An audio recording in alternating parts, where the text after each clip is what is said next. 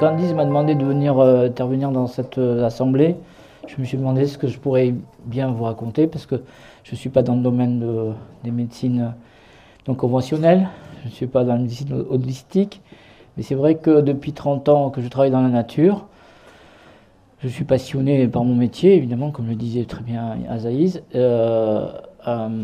Je suis en rapport en permanence avec, en communion, on va dire, avec cette nature-là. Et donc, de fil en aiguille, j'ai rencontré un autre professeur, le professeur Mohamed Nasraoui, qui est un Marocain, qui vit en France et qui travaille dans un institut polytechnique, la salle Beauvais. Et donc, depuis 4 ans, nous travaillons ensemble en encadrant des étudiants. Et c'est ce professeur qui m'a fait rencontrer Azaïs. Et donc, depuis l'année dernière, nous avons mis en place un stage, justement, pour l'Institut, pour que les élèves puissent toucher un peu de près le sol, le sous-sol, et puis les relations aussi avec les plantes, dont vous tirez d'ailleurs les huiles essentielles. Voilà. Alors moi, je veux vous parler de quelque sujet qui n'est pas tout à fait en rapport avec ce que vous faites d'habitude, mais en même temps, vous allez voir petit à petit que ça peut-être qu'il y a des relations qui se mettent. En fait, à l'origine, je suis docteur en pétrologie minéralogie, c'est-à-dire que je suis un peu spécialiste des roches et des minéraux. Je me suis spécialisé aussi dans la volcanologie, c'était ma volonté première en début. Donc j'ai travaillé, non pas sur les volcans actifs, mais j'ai beaucoup voyagé sur les volcans actifs, mais j'ai travaillé surtout sur un grand volcan, un des deuxièmes grands volcans d'Auvergne, le stratovolcan des Monts d'Or. Et donc depuis, j'ai pas mal, au-delà de ma thèse, fait pas mal de recherches, et ne trouveront pas de travail dans ce domaine pendant un petit moment. Je me suis spécialisé en fait dans autrefois on appelait ça la vulgarisation, maintenant on appelle ça la médiation scientifique. Je me suis spécialisé dans la médiation scientifique via le tourisme. Et en fait, ça m'a permis d'explorer toutes les techniques de vulgarisation, de médiation, d'enseignement, surtout de terrain, et de petit à petit de faire la relation avec la nature en général. Voilà. Alors, je vais vous parler de plusieurs choses. Comme vous avez plutôt l'habitude d'entendre parler plutôt de sciences, de médecine, de chimie, de physique, on a vu ce matin justement appliquées aux médecines holistiques. Je vais vous faire parler de quelques notions de sciences de la Terre et de l'univers. Je vous parlerai des volcans de France et d'Auvergne pour les resituer. Puis je vous parlerai aussi de minéraux de la Terre d'Auvergne. Et puis enfin, je vous parlerai un petit peu de la médiation scientifique au service de tous. En fait, je me suis aperçu au cours de ma carrière, entre guillemets, on va dire, de toute cette expérience, que finalement, pour transmettre, il faut vraiment transmettre avec des mots simples, on l'a vu aujourd'hui, à travers les différents intervenants, la qualité des intervenants avant moi et après eux. Et on a vu, il faut aussi il faut être toujours très proche du public. Si le public est néophyte, pour qu'il comprenne, il faut utiliser des mots simples, des choses simples. Il faut beaucoup d'illustrations. Plus il y a d'illustrations, mieux le public se sent à l'aise par rapport à ce qu'on lui raconte. Je suis moi-même malade, j'ai un diabète de type 2, à travers tout ce que j'ai vu tout à l'heure, je me suis dit, je crois que là je vais devenir cobaye pour toutes vos méthodes. Voilà. Donc la géologie, ça vient de géo et de la terre et de logos, qui veut dire le discours. Ce n'est pas du tout l'étude, souvent les enfants ils parlent d'étude de la terre, c'est le discours. C'est-à-dire qu'en fait le géologue, il est d'ailleurs comme le médecin, qui est passionné, il faut le débrancher le soir, parce qu'il parle tout le temps. La Terre, de quoi est-elle constituée? En fait, c'est une grosse patate, on appelle ça un géoïde, et il est constitué en fait d'un noyau interne externe, un manteau, et puis la croûte terrestre, ou lithosphère, c'est cela là-dessus que nous vivons. En fait, nous ne connaissons, nous, en sciences de la Terre, que cette partie-là. La connaissance de tout ça, c'est lié à tout ce que nous remonte, la plupart du temps, ce qu'on appelle la tectonique des plaques, c'est-à-dire les mouvements qui se trouvent à la surface de la Terre, que l'on a défini à travers, généralement, des fractures de surface, soit sous l'eau, soit hors de l'eau, qu'on appelle les failles, et surtout le volcanisme, qui nous remonte les roches qui sont en dessous vers la surface. Donc en fait, c'est le volcan, c'est celui, en grande partie, qui est à l'origine de toutes nos connaissances, que nous avons, enfin, petite connaissance, nous avons sur la Terre en général. Et aussi, c'est grâce au volcan, son énergie et ses minéraux, que l'on a dans toutes les applications dans la vie quotidienne, que ce soit la médecine, l'industrie et autre chose. Alors pour vous situer un petit peu, on va ramener en fait la vie de la Terre à 24 heures, c'est-à-dire la vie de notre vie à nous, et on s'aperçoit que l'arrivée de l'homme et tout ce qui peut continuer, c'est carrément les dernières minutes, voire dernières secondes. Hein. La Terre a 4 milliards et demi d'années, et bon, la vie apparaît vers 2,4 milliards d'années, justement dans les fonds des océans, grâce à la symbiose entre les virus et les bactéries, entre autres. On s'en est aperçu récemment, même dans les volcans, on vient de découvrir aussi pas mal de choses à ce niveau-là. Et puis après, la vie va venir sur Terre à partir de l'ère primaire environ, aux alentours de 500 millions d'années, faire 280 millions d'années, et après, tout va se passer sur la Terre dans les derniers 250 millions d'années, avec une chose importante, c'est les extinctions. La vie, elle existe depuis 2 milliards et demi d'années, peut-être un peu avant, maintenant 3 milliards 2, on le sait depuis une dizaine de jours, grâce à des filaments bactériens qu'on a trouvés dans des roches très anciennes, qui étaient des roches océaniques essentiellement, et d'origine volcanique, probablement aussi d'origine météorique, et météoritique. Et donc, ce qui traduit en fait cette vie sur Terre, c'est qu'elle va se traduire par des grandes extinctions, hein, pratiquement 80-90% des espèces vivantes. Ça va commencer au début de l'ère primaire, au milieu de l'ère primaire, à la fin de l'ère primaire, au Crétacé, avec la disparition des fameux dinosaures. Là, tous les enfants vous parlent de ça, ils ont ça dans leur collection d'objets. Puis après, on va voir apparaître des mammifères, des fleurs qui sont très développées. Et puis, à la fin, toute fin, nous, on arrive. Alors, quand j'ai commencé mes études, disons, l'ancêtre de l'homme était avec Lucie, en Afrique, à 2,2 millions. Maintenant, on est à peu près à environ 8 millions d'années avant nous, mais c'est vraiment presque rien par rapport à l'histoire de la Terre. La Terre, elle est née comment? On pense qu'elle est née donc, du Big Bang, mais aussi par l'accrétion, c'est-à-dire la colle, on va dire, entre différents matériaux qui étaient perdus dans cet univers immense. Et au début, elle était certainement en fusion. Elle ne s'est refroidie que vers à peu près 3 ou vers 4 milliards d'années, ou voire 2 milliards d'années, et 3 milliards d'années, c'est à ce moment-là que la vie est apparue sur Terre, par la retombée des eaux qui s'étaient formées autour de la Terre, qui ont refroidi la Terre. Donc en fait, tout ça nous vient en fait de l'univers. Alors, quand on regarde la croûte terrestre en détail, on voit qu'elle est composée, donc, comme je l'ai dit tout à l'heure, d'une croûte terrestre ou lithosphère. La croûte terrestre se sépare de la sténosphère ici, enfin du manteau, ce qu'on appelle le manteau, par une discontinuité qu'on appelle de Morovitch, parce qu'elle a été vue par ce scientifique qui a envoyé des ondes et qui a vu qu'il y avait une discontinuité. On a un manteau supérieur, un manteau inférieur, et un noyau externe. Le noyau, le manteau, tout cet ensemble ici et le noyau interne sont solides. Le noyau externe est en fusion, mais une fusion environ à 4000 degrés. Mais ce n'est pas de la fusion comme vous l'imaginez à une atmosphère. Ça se fait à des pressions énormes, des pressions qui sont incommensurables, hein.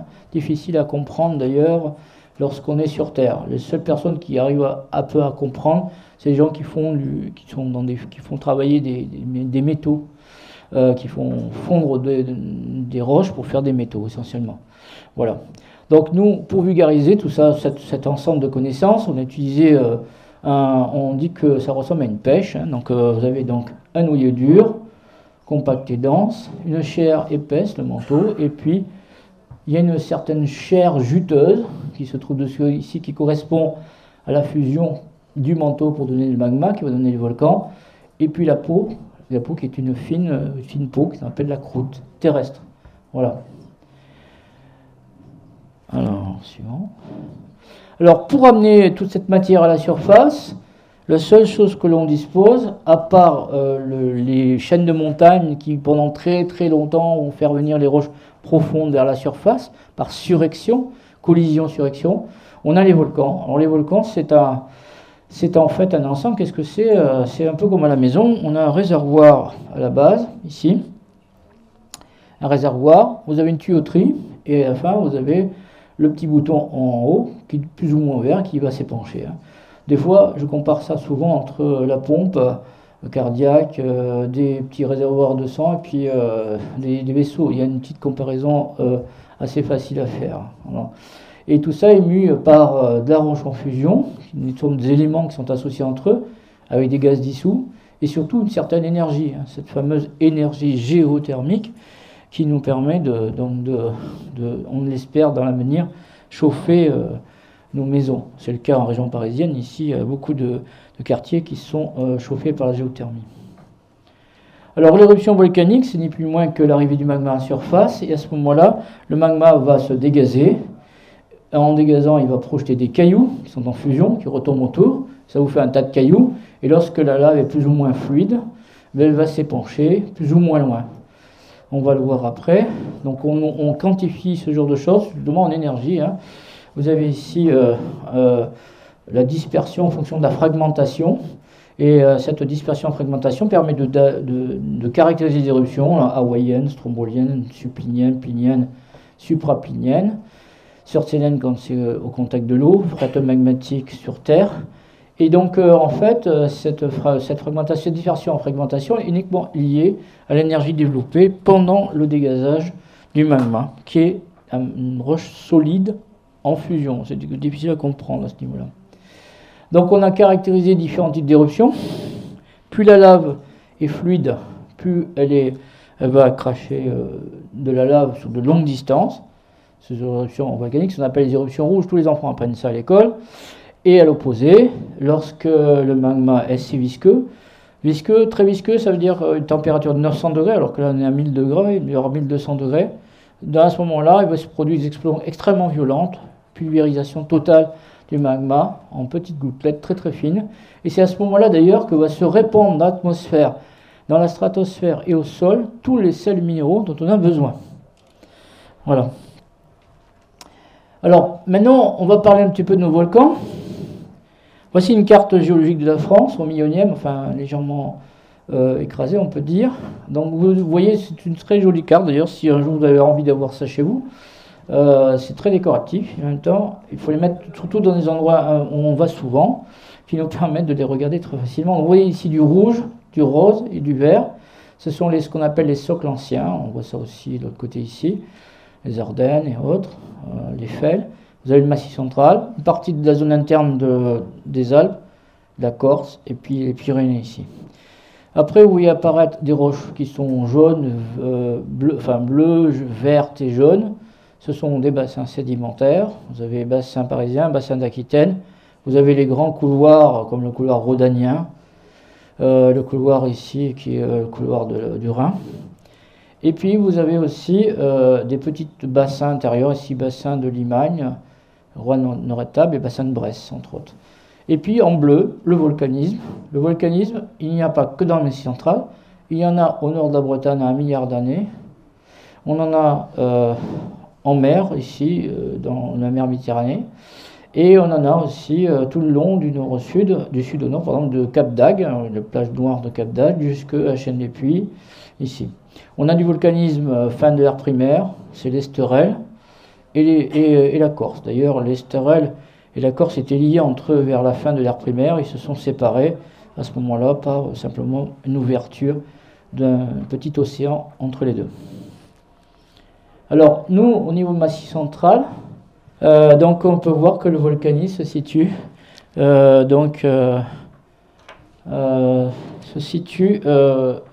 carrément au centre ici. Donc voilà, vous avez donc ici des failles. Ces failles sont importantes parce qu'elles délimitent des bassins d'effondrement remplis de sédiments. Ça s'est formé à l'ère tertiaire. Et puis on a des grands accidents, comme ici le sillon houillé, qui est pour son nom parce qu'il contient des charbons.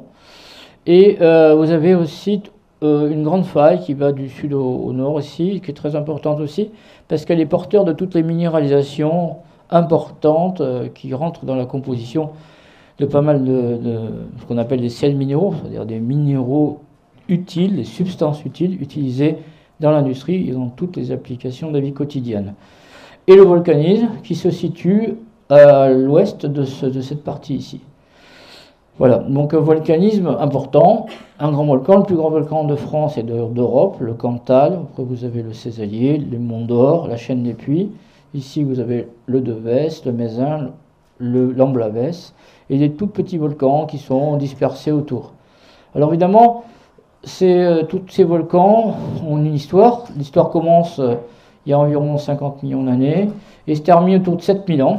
Et récemment, je suis un peu à l'origine de ça, avec d'autres collègues, on a rajeuni le dernier volcan en activité, puisque son activité est actuellement un dégazage qui s'est traduit par 2 catastrophes naturelles importantes et aussi récemment quelques clapotis et des dégazages. Voilà. Alors pourquoi parler de tout ça? Tout simplement parce que vous allez voir que ça a une relation assez proche de ce que vous pourriez utiliser pour fabriquer vos huiles essentielles et autres. J'ose pas dire des médicaments parce que c'est pas bon pour la santé. Alors, donc on va faire un petit tour. Alors cette fois-ci, je vous fais un peu rêver, je vous montre des paysages pour vous montrer un petit peu ce volcanisme. En fait, l'Auvergne, c'est des volcans, des lacs et une population très accueillante, très agréable. Il y a aussi beaucoup de principes simples, ce qu'on appelait les simples autrefois. Ce qui occupait beaucoup les gens, c'était les simples, c'est-à-dire les plantes médicinales, et aussi les minéraux en eux-mêmes, soit pour la beauté des minéraux, soit aussi pour leur utilisation quotidienne, au cours de la vie des hommes en général. Donc ici, vous avez un paysage qui fait rêver, là, ça ressemblait un petit peu à la route que j'ai fait ce matin d'ailleurs, dans le brouillard, avec le soleil au-dessus. On fait une manne d'inversion, généralement pendant l'hiver. Vous avez ici un très beau château, le château de Polignac. On est dans le bassin du Velay. Ici, vous avez l'Amblavès, et au loin, on devine les montagnes qui séparent en fait le centre du Massif central de la région des Cévennes, enfin de la région d'Aubenas, ce qu'on appelle le Mézin mégal. Voici un autre paysage, le paysage du Cantal, on appelle stratovolcan. Stratovolcan du Cantal, c'est donc un énorme volcan. Un stratovolcan, ça veut dire un volcan en strates. En fait, c'est un gros complexe volcanique dans lequel il y a différents pitons qui sont en relief, tout simplement parce qu'au cours du temps, après leur formation, il y a eu une forte érosion importante qui a dégagé les entrailles du volcan. À la suite de grands événements, mais je passerai pas sur ces événements, c'est un autre sujet, on aura peut-être l'occasion d'en reparler plus tard dans d'autres conférences. Un autre paysage particulier, c'est le paysage que l'on voit entre le Cantal et les Monts d'Or, ce qu'on appelle le signal du Luguet, c'est le plateau du Cézallier, c'est une série d'épanchements de lave qui donne un paysage plutôt, disons, adouci, qui calme. Je préconise beaucoup les randonnées et aussi les séjours dans ce secteur-là, parce que c'est une autre manière de faire de la médecine holistique, c'est-à-dire aller vous ressourcer au niveau de l'énergie de la Terre et aussi de l'atmosphère qui est non polluée et même agréable. En plus, vous ne rencontrerez dans la journée qu'un seul paysan et voire une centaine de vaches. Ce paysage très particulier du Cézallier. Cézallier, ça veut dire la terre séglière qui portait le seigle. Autrefois, c'était couvert de seigle et le déboisement de cette région date de 8000 ans environ avant nous, tout simplement parce que les premiers hommes qui sont arrivés dans le coin avaient besoin de se chauffer et de construire des maisons, mais aussi ils avaient besoin de cultiver. Un autre massif, le massif d'ailleurs dans lequel nous emmenons les étudiants de l'URTH, c'est le stratovolcan des Monts d'Or-Sancy. Donc c'est une vision côté ouest, dans une grande vallée, qu'on appelle la vallée de la Fontaine Salée, tout simplement parce que vous avez une fontaine salée. Quand on parle de fontaine salée, on parle de sels minéraux, d'eau gazeuse, on parle d'eau thermale contenant des minéraux en suspension, enfin des minéraux ioniques, qui sont des ions qui se trouvent à l'intérieur et qui ont des propriétés thérapeutiques au niveau thermal. Donc tout ça repose sur un immense plateau adouci, assez érodé, un peu arrondi, granitique, formé de granit. Vous voyez que tous les gens se situent plutôt à basse altitude. Là-bas, c'est plutôt le domaine des pâtures, de l'agriculture, et après on est dans le domaine montagnard, c'est carrément l'enfer, on va dire, parce que là-haut, il fait très froid. Il tombe à peu près 1800 mm d'eau par an, presque 2000 mm. Il y a beaucoup de précipitations, donc, ce qui fait dire que le Massif central était le château d'eau de la France. C'est pas le château d'eau, c'est la réserve d'eau, on va dire, je pense à Zaïs, là, qui a travaillé sur l'eau, là. Tu aurais pu faire un gros... Tu peux continuer de travailler sur l'eau d'Auvergne, là-dessus. Et puis, autre côté, voilà, les côtés nord, vous avez ici le puy de Sancy, qui est le point culminant du Massif central. On devine au fond, là-bas, le pont du Cantal et le Puy-Marie, donc c'est le massif du Cantal qu'on vit tout à l'heure. Et donc, ici, des lacs. Alors, ces lacs sont des volcans récents, le lac de Servières. Et une grande vallée importante, ici, la Dore, rencontre la Dogne et fait la Dordogne. Si vous n'avez pas eu ce massif volcanique, il n'y aurait pas de Dordogne, je dis toujours ça. S'il n'y avait pas de Dordogne, il n'y aurait pas eu de foie gras, et il n'y aurait pas eu de vigne, mais bon, il n'y aurait pas eu tout le paysage que l'on a en France, en fait. La Dordogne est très importante parce qu'elle amène l'eau vers l'Atlantique, alors que toutes les eaux qui circulent de ce côté-là descendent vers la Manche.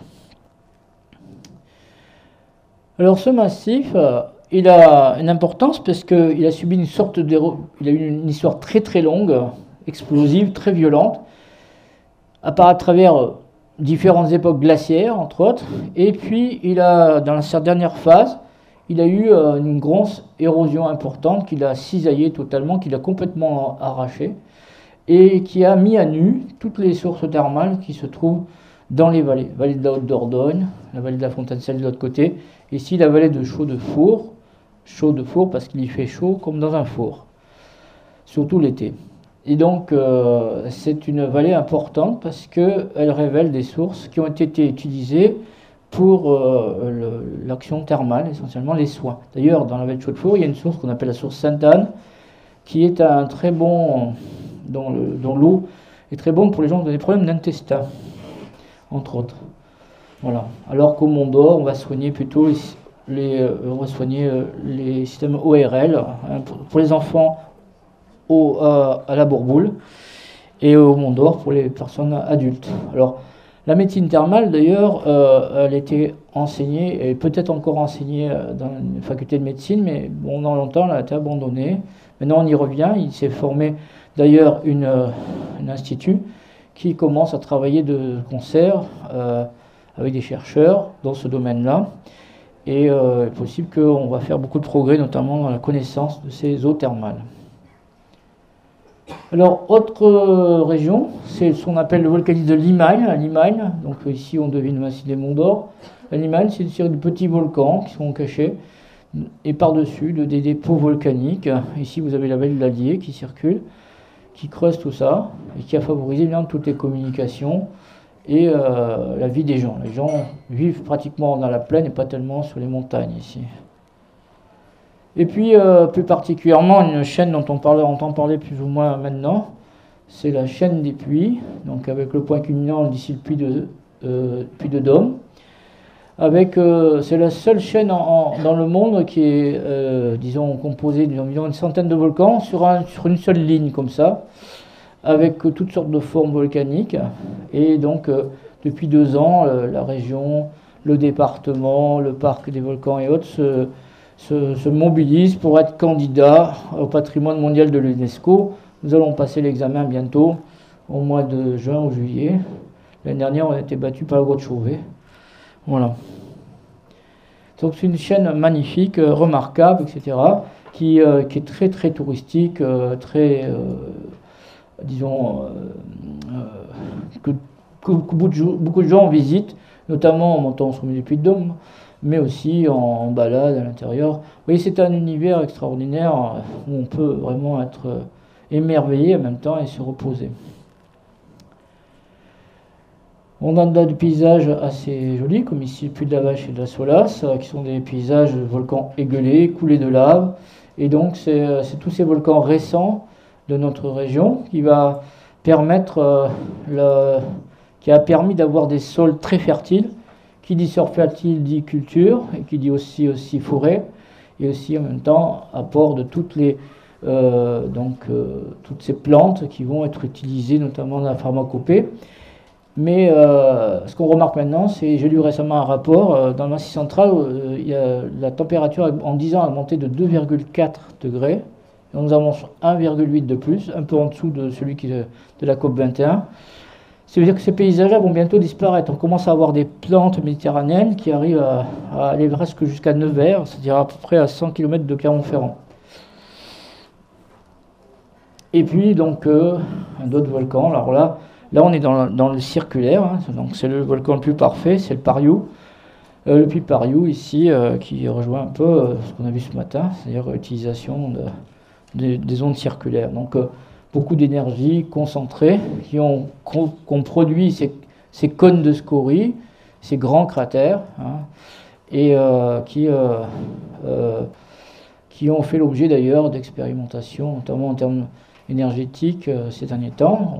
Maintenant on commence à faire un peu la topographie intérieure des volcans en utilisant les muons, c'est-à-dire des électrons qui nous arrivent du ciel, qui passent à travers, et avec un appareillage très simple et très faible, on arrive à voir les coupes de ces volcans.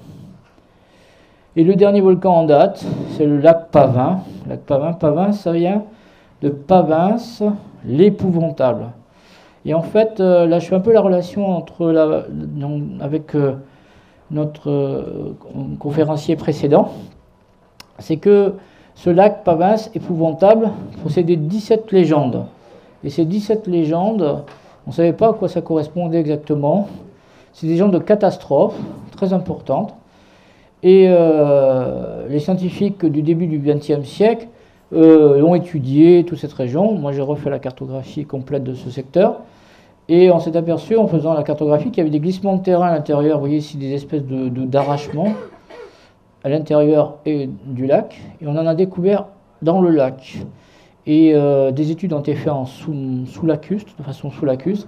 Et on a découvert, d'abord, qu'il y avait des gaz dissous piégés dans les sédiments au fond du lac, qu'il y en avait sur les pentes intérieures du volcan, qu'il y a du dégazage tout autour du volcan, qu'il y a des sources thermales aussi pas très loin, et il y en a au fond du lac, et que une des légendes disait que si tu jettes une pierre, c'est-à-dire tu laisses une pierre dans le lac, ça fait vague furieuse, dégagage et exhalaison.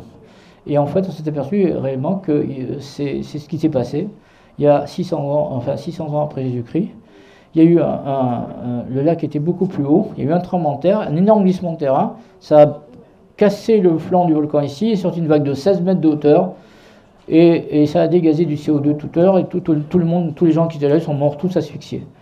Et donc, et depuis, on sait que ce volcan est considéré comme actif, dangereux et sous surveillance pour le moment. Et on a énormément de dépôts minéraux. Et en plus, sur le plan biologique, très important puisqu'il a été étudié, on a une vie qui se passe sans oxygène au fond et une vie avec oxygène au-dessus. Donc il y a de grosses études qui ont été faites notamment, qui vont permettre notamment en biologie de bien comprendre ce qui se passait dans les temps anciens, notamment par la symbiose entre les virus, les bactéries et la vie supérieure, on va dire. Alors, maintenant parlons un petit peu des minéraux de la Terre, d'Auvergne. Je ne vais pas tous les citer, je pourrais vous mettre plein de photos. Je vais simplement faire juste un focus sur les connaissances que l'on a actuellement.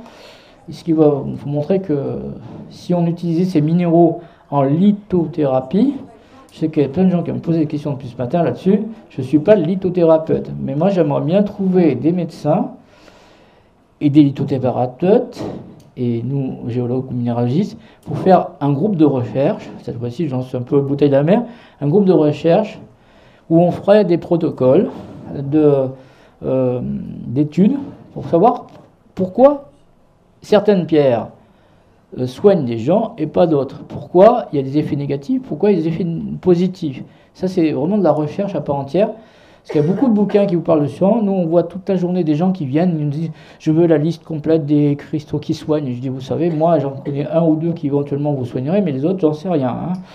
Hein. » Donc, il y a beaucoup de croyances. Ça revient à ce que disait notre interlocuteur précédent. Il y a beaucoup de croyances. Et moi, ce que j'aimerais, c'est qu'on puisse travailler dessus de façon plus on va dire, entre guillemets, scientifique, c'est-à-dire apporter de la connaissance et en même temps faire des comparaisons entre des effets cliniques, des expériences cliniques, et des expériences, disons, tracées avec des protocoles précis, etc., qui mettraient en relation donc le sol, le sous-sol, la plante, et l'homme, et l'atmosphère, etc. Tout l'équilibre énergétique qu'il y a entre le fond de la Terre, etc. Je suis très content de venir aujourd'hui, parce que vraiment, enfin, j'avais des gens qui me disaient des choses sensées sur auquel je soupçonne hein, dans tout mon travail depuis une trentaine d'années. Alors, dans les minéraux, vous avez les minéraux dits substances et ressources minérales. Après, pour aller plus loin, on a les minéraux dits hydrothermaux et qui vont apporter l'hydrothermalisme. Puis vous avez les minéraux utilisés en lithothérapie. Là, moi, je dirais plutôt une approche naturaliste, un géologue. C'est vraiment une approche naturaliste. C'est pas une approche telle que j'aimerais qu'on la fasse vraiment. De même que pour ce qui se concerne les minéraux dits hydrothermaux dans l'hydrothermalisme. Là, on touche vraiment, je dois dire, les médecines holistiques. Il n'y a pas de problème de ce côté-là. Enfin, tu vois, en tout cas, je suggère. En tout cas. Alors là, une petite liste de minéraux courants que tout le monde connaît. Donc nous avons les minéraux, à un moment donné, il a fallu qu'on les classe, hein, comme d'ailleurs on classe les plantes, comme on classe toutes sortes de choses, hein, comme on classe tous les os dans le corps humain, entre autres. Donc on a surtout des éléments natifs. Les natifs, c'est toujours natif. L'or, c'est l'or, l'argent, c'est l'argent, le soufre, c'est le soufre, le mercure, c'est le mercure. Si vous voulez de l'or, or, c'est la couleur or. L'argent, c'est la couleur de l'argent. On est dans la couleur, on a des énergies. La couleur, c'est de l'énergie, hein, essentiellement. Le soufre, c'est toujours jaune, le mercure, c'est toujours gris. Et le mercure, ça donne toujours des boules et ça s'éloigne quand vous le prenez dans les mains. Les sulfures, donc c'est du soufre et un autre élément. Vous avez l'antimoine, la pyrite, sulfure de fer, on appelle l'or des fous, donc chalcopyrite, sulfure de fer et de cuivre, galène, sulfure de plomb. Donc à chaque fois, vous avez du soufre et la stibine, SN. Ici, c'est soufre et fer et cuivre, soufre et plomb. Donc à chaque fois, vous voyez tout de suite ce qu'on peut en tirer. Sulfate, la barytine, sulfate de barium, le barium. Là, à l'unité, c'est un double sel à la fois de potassium et contenant du chlore. Les halogénures, la fluorine, en fluorure de calcium, dans le fluor, vous connaissez le fluor, dans la pâte dentifrice, le calcium, dans les os. Chlorure, c'est le gemme, donc chlorure de sodium. Hein. Chlorophosphate, pyromorphite, alors ça c'est un truc un peu compliqué, là, on rentre dans les formules là, comme bien mon collègue Mohamed Nasraoui. Les oxydes, le wolframite. La wolframite, c'est de l'oxyde de wolfram, le tungstène, qui rentre dans la composition notamment des aciers spéciaux. Vous avez l'hématite, oxyde de fer, et la goethite. Goethite qui vient du nom de Goethe, le fameux poète allemand qui était minéralogiste. Et puis voilà, on trouve la pechblende, qui est un minéral c'est un oxyde d'uranium et l'eau. Hein, les oxydes, c'est de l'eau. Et les hydroxydes, ce qu'on appelle le fer et l'eau, essentiellement. Très important, on est dans des procédures de redox, c'est-à-dire oxydo-réduction. On en revient à ce qu'on en disait tout à l'heure. Et d'ailleurs, ce qui serait intéressant, de plus en plus, qu'il y ait des comparaisons qui soient faites entre les études scientifiques en sciences de la Terre et la médecine, parce que jusqu'à présent, les sciences sont les unes à côté des autres, et les relations, les ponts ne se font pas, et il faudrait que dans les avenirs, beaucoup de choses se fassent. Alors pour illustrer les minéraux de substances et ressources minérales, bon, j'ai pris un seul exemple. Dans une mine, ici voici la nature primitive des minéraux concentrés. On appelle substance minérale. Vous avez la stibine ici, donc qui contient de l'antimoine. Hein, on appelait antimoine parce que on faisait des objets pour boire et les moines, les premiers, utilisaient ces objets. Et comme ils sont morts empoisonnés automatiquement, on appelle ça antimoine. Hein. Vous avez aussi de la pyrite, de la chalcopyrite. Vous voyez des hydroxydes de fer ici. Ça fait de très jolies choses à regarder. Alors, enfin, avec éclairage, parce que sous terre, on ne voit rien du tout. C'est noir complet. Hein. Dès qu'on rentre sous terre, c'est noir. Il faut un éclairage particulier. Évidemment, dans la chalcopyrite qui se trouve par là, on va trouver de l'or. Hein.